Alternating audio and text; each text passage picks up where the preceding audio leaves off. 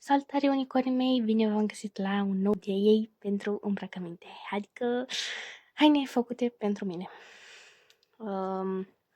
Astăzi am luat acești balerini care seamănă, recunosc, cu cei de la Puma, dar din câte am înțeles sunt de la această marcă, Graceland. Deși aici scrie CLO, cred, sau CLD, habar n-am. Cred că CLD, fiindcă vine Graceland, adică G-R-A-C-E-L-A-N-D, dar mă rog, oricum. Ce o să facem noi diferit? Da, recunosc, port mărimea 38, ok. Ce o să facem noi diferit la ei? Sunt noi luați. I-am găsit la reducere totodată. Am scos la imprimată acești doi alicorni pe care vreau să-i pun în caz de știți. Cei de la Puma au aici emblema de la Puma.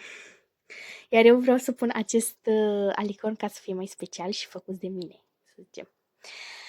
Dar fiindcă copitele și coada nu vin, o să tai eu pe undeva pe aici așa, dar mai întâi o să le pun lipici ca să și țină și după aceea îi lipesc.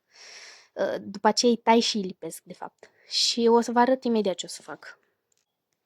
Bun, deci ca să vă explic mai clar, am luat o bucată de hârtie de copt, am rupt-o în două, am cealaltă parte aici.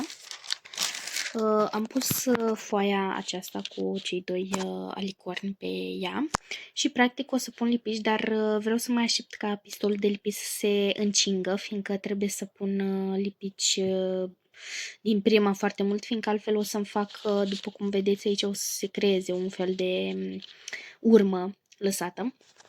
Așa că o să-l las să se încingă mai bine și o să filmez și în același timp în formatul acesta, fiindcă am observat că arată mai bine, așa, sperăm. Deci, practic, eu aștept, de fapt, să se încingă mai bine pistolul de lipit.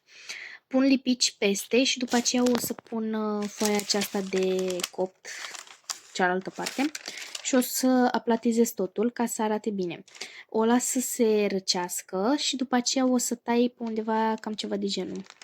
Ceva de genul o să tai eu ca să fie ok. Bun, gata, i-am făcut și între timp a venit și ajutorul meu. Da?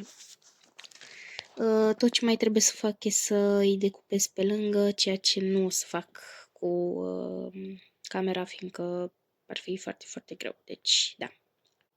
Bun, gata, am reușit și acum să-i prindem și pe Adidas. Bun, și se pare că am făcut eu o micuță greșeală și anume i-am făcut pe aceeași undă, ca să zic așa, în sensul, nu-i voi scot. În sensul că îi făcusem pe amândoi așa și aparent trebuia să fac unul așa și unul așa, scot. Și am mai făcut eu unul ca să fie invers, dar arată destul de adorabil. Și abia aștept să-i port împreună cu voi. De ce nu? Eu atâta o să îi decorez, fiindcă mi s-a părut destul de interesant să fac lucrul ăsta și chiar arată mișto, n-am ce zice. Deci da, acesta a fost DIY-ul. Noi ne auzim data viitoare. Pa, pa!